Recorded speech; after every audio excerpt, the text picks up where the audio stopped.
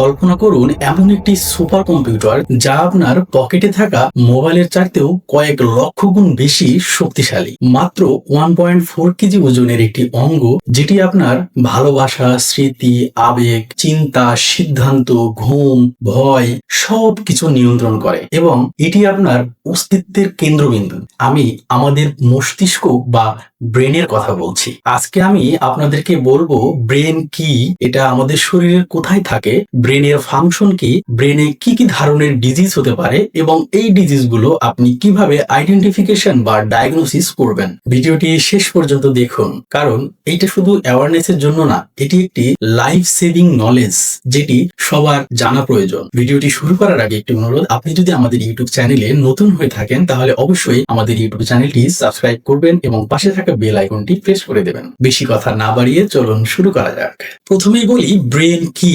Brain বা মস্তিষ্ক হলো হিউম্যান বডির সেন্ট্রাল কমান্ড সেন্টার। এটা যদি সায়েন্টিফিক্যালি বলতে চাই তাহলে brain is a complex organ made of billion of neuron that controls thought, movements, emotion, memory and vital body function. Brain ছাড়া আপনি চিন্তা করতে পারবেন না, ব্রেন ছাড়া আপনি নড়াচড়া করতে পারবেন না, ব্রেন ছাড়া আপনি কথাও বলতে পারবেন না, এমনকি হার্ট রেট এবং ব্রিথিংও কন্ট্রোল হবে না। ব্রেন এবং স্পাইনাল কর্ড মিলে তৈরি হয় সেন্ট্রাল নার্ভাস সিস্টেম, যেটি আমাদের পুরো শরীরকে মেনটেন করে। ইন্টারেস্টিং ফ্যাক্ট হলো ব্রেনের ওয়েট মাত্র 1.3 থেকে 1.4 কেজি হলেও এটি আমাদের শরীরের টোটাল এনার্জির প্রায় 20% সে নিজেই ইউজ করে। মানে ব্রেন হলো আমাদের বডির সবচেয়ে পাওয়ার হাংরি অর্গান। ব্রেনের লোকেশন, আমাদের শরীরের কোন জায়গায় কিভাবে এই ব্রেনটি অবস্থান করছে। ব্রেন থাকে আমাদের স্কাল বা মাথার খুলির ভিতরে। মহান আল্লাহ পাক ব্রেনকে 3টি স্তরে প্রোটেক্ট করে রেখেছেন। প্রথমে হলো বোন, স্কাল বোন, সেকেন্ড হলো মেমব্রেন বা মেনিনজিস এবং থার্ড ওয়ান হলো ফ্লুইড, সেরিব্রোস্পাইনাল ফ্লুইড, সংক্ষেপে আমরা একে সিএসএফ ফ্লুইডও বলতে পারি। এরকম সুন্দরভাবে প্রোটেক্ট করে রাখার কারণ কি জানেন? ব্রেন ড্যামেজ মানে লাইফ লং ড্যামেজ। এখন আমি আপনাদের সাথে শেয়ার করব ব্রেনের ফাংশন, ব্রেনের কি কি কাজ করে। ব্রেনের ফাংশন বুঝতে হলে আমাদেরকে আগে ব্রেনের পার্ট সম্পর্কে জানতে হবে। আমাদের ব্রেনের কি কি পার্ট আছে এবং কোন পার্টের কি কি কাজ সেটি আমি বিস্তারিত আপনাদের সাথে আলোচনা করব, তাই মনোযোগ দিয়ে পুরো ভিডিওটি দেখতে থাকুন। প্রথমে বলি সেরিব্রাম বা বৃহৎ মস্তিষ্ক। সেরিব্রাম মূলত যে কাজগুলো করে সেটা হলো থিঙ্কিং এবং ইন্টেলিজেন্স। 2 নম্বর হলো মেমোরি এবং লার্নিং। 3 নম্বর হলো ইমোশন এবং পার্সোনালিটি। 4 নম্বর হলো ভিশন, হিয়ারিং এবং স্পিচ এবং 5 নম্বর হলো ভলেন্টারি মুভমেন্ট কন্ট্রোল। সহজ ভাষায় বলতে গেলে আপনি যা কিছু কনসিয়াসলি করেন বা ভাবেন এই সব কিছু সেরিব্রাম পার্ট কন্ট্রোল করে। সেরিব্রামের 4টা লোব আছে। কি কি? একটা হলো ফ্রন্টাল লোব। ফ্রন্টাল লোব থেকে ডিসিশন মেকিং, বিহেভিয়ার, স্পেস এবং মুভমেন্ট আসে। প্যারাইটাল লোব থেকে টাচ, পেইন, টেম্পারেচার সেন্স এগুলো আসে। টেম্পোরাল লোব, এটা থেকে আসে হিয়ারিং, মেমোরি এবং ইমোশন এবং অপটিক্যাল লোব থেকে ভিশন, মানে যেটা আমরা চোখে দেখি। এই হলো সেরিব্রামের 4টা লোব। এইবার আসি নাম্বার 2 এ, সেটি হলো সেরিবেলাম বা ক্ষুদ্র মস্তিষ্ক। সেরিবেলাম ব্রেনের পিছনে নিচের দিকে অবস্থিত। এটি কি কি কাজ করে? 1 নম্বর হচ্ছে ব্যালেন্স এবং পোশ্চার, 2 নম্বর হচ্ছে বডি কোঅর্ডিনেশন এবং 3 নম্বর হচ্ছে স্মুথ মুভমেন্ট কন্ট্রোল। আপনি যে সুন্দরভাবে চলাফেরা করছেন এইটা স্মুথলি যে হচ্ছে, এটা হচ্ছে সেরিবেলামের কাজ। সেরিবেলাম যদি ঠিক না থাকে আপনি সঠিকভাবে সোজা পথে হাঁটতে পারবেন না, এদিক ওদিক চলে যাবেন, হাত পা কাঁপবে এবং আপনি বডি কোঅর্ডিনেশন করবে না, আপনার সাথে কোঅপারেট করবে না, কন্ট্রোলের বাইরে চলে যাবে। থার্ড ওয়ান হলো ব্রেন স্টিম বা মস্তিষ্কের কাণ্ড। ব্রেন স্টিম হলো ব্রেন এবং স্পাইনাল কর্ডের মধ্যে কানেকশন ব্রিজ। ব্রেন স্টিমের আবার 3টি পার্ট আছে। কি কি? মিড ব্রেন, পন্স এবং মেডুলা অবলঙ্গাটা। এখন বলি এই ব্রেন স্টেমের ফাংশন কি, আসলে ব্রেন স্টিমটা কি কাজ করে। ব্রেন স্টিম আমাদের হার্টবিট কন্ট্রোল করে, ব্রিথিং কন্ট্রোল করে, ঘুমোতে যাওয়া এবং ঘুম থেকে উঠা এইটা ব্রেন স্টিম কন্ট্রোল করে। আর কি করে? ভমিটিং, কফিং এবং সলিং রিফ্লেক্স, এগুলো হচ্ছে ব্রেন স্টিমের কাজ। ব্রেন স্টিম হলো লাইফ সেভিং সেন্টার। এই অংশে যদি কোনো প্রবলেম হয় তখন মানুষের জীবন ঝুঁকিতে পড়ে যায়। সহজভাবে যদি বলি, সেরিব্রামের কাজ হলো থিঙ্ক, ফিল, ডিসাইড, মুভ। সেরিবেলামের কাজ হলো ব্যালেন্স এবং কোঅর্ডিনেশন। ব্রেন স্টিমের কাজ হলো ব্রিথিং, হার্টবিট এবং survival. Cerebrum gives you identity, cerebellum gives you stability and brain stem gives in life.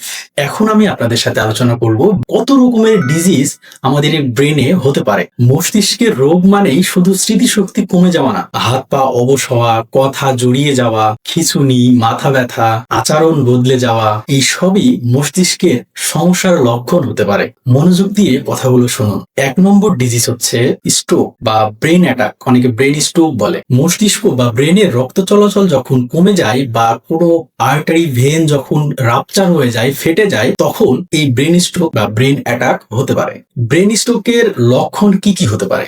মুখ একদিকে বেঁকে যাওয়া, শরীরের এক পাশ অবশ হয়ে যাওয়া, কথা বলতে গিয়ে কথা জড়িয়ে যাওয়া, একটা কথার সাথে আরেকটা কথা মিলিয়ে দেওয়া, একে বলে কথা জড়িয়ে যাওয়া, মানে সঠিকভাবে কথা বলতে না পারা, এবং হঠাৎ চোখে ঝাপসা দেখা। এই 4টা লক্ষণ যদি আপনি দেখেন কারোর মধ্যে, জানবেন এটা ব্রেন স্ট্রোকের একটি লক্ষণ। এটি খুবই জরুরি পরিস্থিতি, সময় মতো চিকিৎসা না করলে মৃত্যু ঝুঁকি বা প্যারালাইজড হয়ে যাওয়ার একটি সম্ভাবনা থাকে। 2 নম্বর ডিজিজ হলো ব্রেন টিউমার। মস্তিষ্ক বা ব্রেনের ভিতর যখন আনকন্ট্রোল প্রলিফারেশন অফ সেল, মানে কোনো কোষের যখন অস্বাভাবিক গ্রোথ হবে, তখন তাকে মস্তিষ্কের টিউমার বলে। মস্তিষ্কের টিউমার হলে কি কি লক্ষণ সামনে আসবে? 1 নম্বর হলো নিয়মিত মাথা ব্যথা করবে, সকালে ঘুম থেকে উঠে বমি বমি ভাব লাগবে বা বমি হতে পারে, চোখের সমস্যা হবে এবং খিঁচুনি হবে। এটাও কিন্তু সিরিয়াস একটি অবস্থা। এরকম লক্ষণ যদি আপনি কখনো কারো দেখেন, তাহলে দ্রুত চিকিৎসকের পরামর্শ নেওয়াটা জরুরি। 3 নম্বর ডিজিজ হলো খিঁচুনি বা ইপিলেপসি। ব্রেন বা মস্তিষ্কে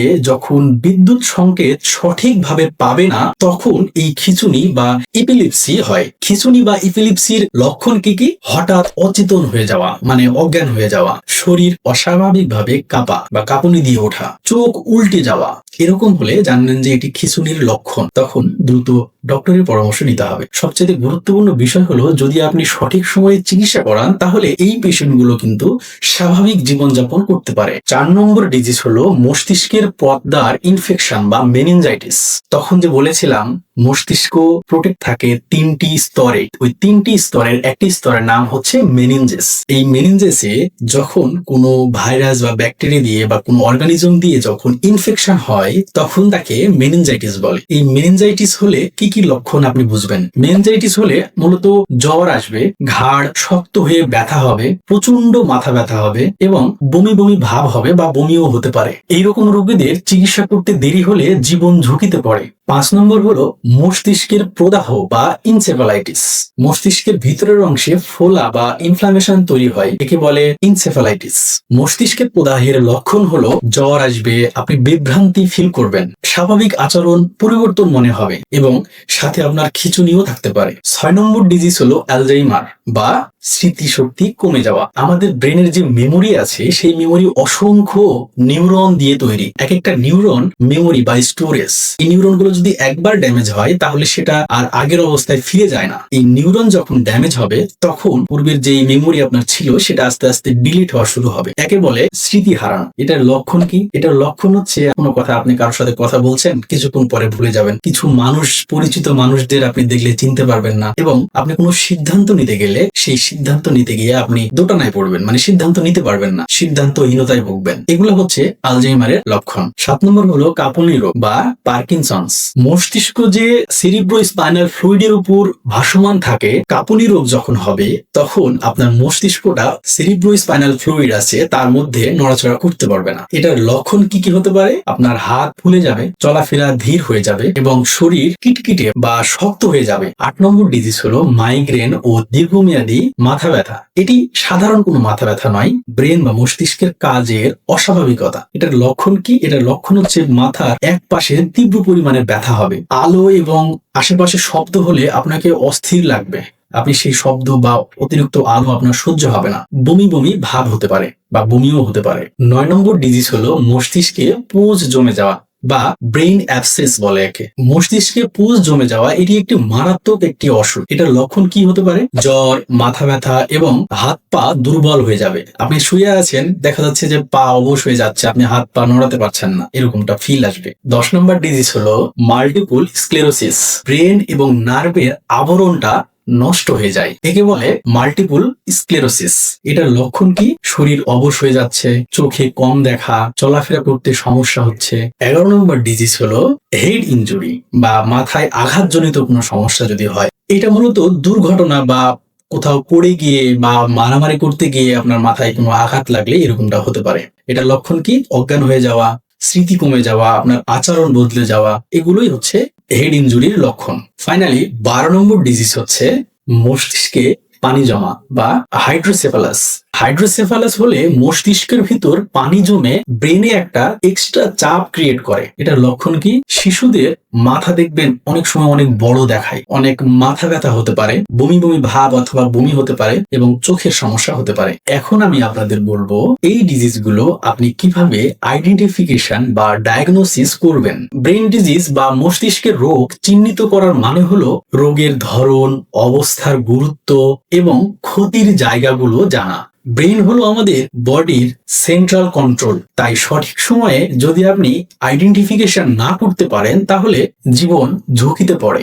ডায়াগনোসিসে প্রথমেই যেটা প্রয়োজন হয় সেটা হলো পেশেন্ট হিস্ট্রি। আপনি যখন ডক্টরের কাছে যাবেন, ডক্টর আপনাকে আপনার হিস্ট্রি জানতে চাবে, আপনাকে কিছু প্রশ্ন করবে। কিরকম প্রশ্ন করবে? মাথা ব্যথা কতদিন ধরে হচ্ছে, স্মৃতি, মনোভাব বা আপনার কোনো আচরণ পরিবর্তন হচ্ছে কিনা, হাত পা দুর্বলতা বা অবশ হয়ে আসছে কিনা, খিঁচুনি বা আচমকায় আপনি অজ্ঞান হয়ে যাচ্ছেন কিনা। এই প্রশ্নগুলো কিন্তু ডক্টর আপনাকে প্রথমেই করবে। এই কোশ্চেন গুলো কিন্তু অনেক গুরুত্বপূর্ণ, কারণ এই কোশ্চেন এবং আপনার অ্যান্সারের উপর ডিপেন্ড করে ডক্টর চিন্তা করবে যে এটা ব্রেনের কোন পার্টের ডিজিজ।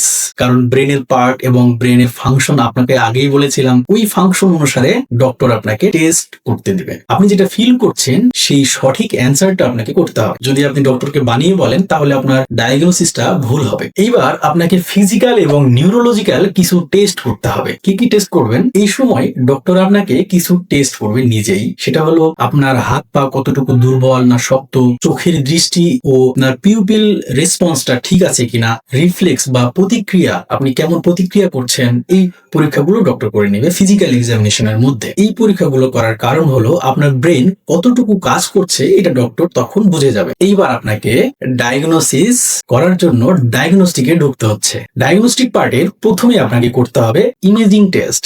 কি কি ইমেজিং টেস্ট? আপনাকে আপনার ব্রেনের সিটি স্ক্যান করতে হবে। সিটি মানে হলো কম্পিউটারাইজড টোমোগ্রাফি। এই সিটি স্ক্যান দিয়ে আপনি জানতে পারবেন মাথায় কোনো আঘাত লাগছে কিনা, কোনো ট্রমা, স্ট্রোক বা মাথায় কোনো টিউমার আছে কিনা, এই জিনিসগুলো সিটি স্ক্যানে জানা যাবে। সেকেন্ড ইমেজিং টেস্ট হলো MRI, magnetic resonance imaging. MRI করলে আপনি জানতে পারবেন soft tissue damage, tumour, sclerosis, মাইগ্রেনের সমস্যা, এরকম সমস্যা বোঝার জন্য মূলত এমআরআই করা হয়। ব্রেন ডিজিজের অনেক তথ্যই এমআরআই এর মধ্যে ধরা পড়ে। থার্ড ইমেজিং হলো ইইজি, ইলেকট্রোইনসেফালোগ্রাফি। এই ইইজি এই টেস্ট করলে আপনি জানতে পারবেন খিঁচুনি বা এপিলেপসি রোগ আপনার হয়েছে কিনা। ফাইনালি ইমেজিং পার্ট শেষ করে আপনাকে ঢুকতে হবে ল্যাবরেটরি মেডিসিনের মধ্যে। ব্রেন ডিজিজ আইডেন্টিফিকেশন বা ব্রেন ডিজিজ ডায়াগনোসিসের জন্য আপনি শুধু ল্যাবরেটরি মেডিসিনে রক্ত পরীক্ষা করলেই কনফার্ম হতে পারবেন না। এই জন্য আপনাকে ব্লাড টেস্টের পাশাপাশি সিএসএফ, সেরিব্রো স্পাইনাল ফ্লুইড, যেটার মধ্যে ব্রেন ভেসে থাকে, সেই ফ্লুইডও টেস্ট করতে হবে। লাম্বার ভার্টিব্রা পাঞ্চার করে মূলত সিএসএফ কালেকশন করা হয়। যখন এই দুইটা স্যাম্পল দিবেন, ব্লাড এবং সিএসএফ, আপনি কি কি জানতে পারবেন? আপনার মেনিনজাইটিস হয়েছে কিনা, এনসেফালাইটিস হয়েছে কিনা, আপনার ইমিউনিটির সমস্যা আছে কিনা এবং আপনার ব্রেন ফাংশন ঠিকঠাক আছে কিনা, এই জিনিসগুলো আপনি জানতে পারবেন ব্লাড এবং সিএসএফ এই দুটা টেস্ট থেকে। সিএসএফ থেকে মূলত বায়োকেমিক্যাল টেস্টের মধ্যে প্রোটিন, গ্লুকোজ করা হয় এবং মাইক্রোস্কোপিক এক্সামিনেশন করা হয়। Brain is not just an organ, it is the command centre of life. Brain সুস্থ থাকলে শরীর, মন এবং জীবন সবকিছু ব্যালেন্স থাকে। ভিডিওটি ভালো লাগলে অবশ্যই বন্ধুদের সাথে শেয়ার করুন, আর লাইক এবং কমেন্টস করতে অবশ্যই ভুলবেন না, কারণ আপনাদের লাইক এবং কমেন্টস আমাকে অনেক ইন্সপায়ার করে নতুন নতুন ভিডিও বানানোর জন্য। ল্যাবরেটরি মেডিসিন বা ডিজিজ ডায়াগনোসিস সম্পর্কে জানতে এবং স্বাস্থ্য টিপস পেতে আমাদের ইউটিউব চ্যানেল এবং ফেসবুক পেজের সাথে যুক্ত থাকতে পারেন। দেখা হবে পরবর্তী কোনো ভিডিওতে। সেই পর্যন্ত সবাই ভালো থাকুন, সুস্থ থাকুন। আপনার সুস্বাস্থ্য কামনা করছি। আল্লাহ হাফেজ।